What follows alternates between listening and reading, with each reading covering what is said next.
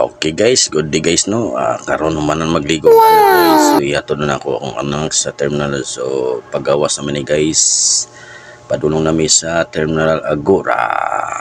Magbaklay lang sa miyan ni guys kay wala man may wheels, auto wheels nara. Baklay akong anak guys, kay tugluan ako nagbaklay para maanad siya ba, para dili dito siya mabibibi.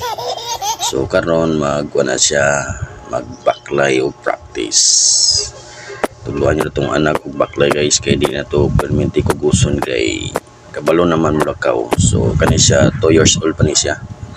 So ako nang ihatod sa iyang mama kay kanon adlaw mo duty na pug ko alas 2 akong in. So ako nang ihatod kay wa mo yung bantay guys. So puli-puli lang yan Ato na siya sa Terminal Agora.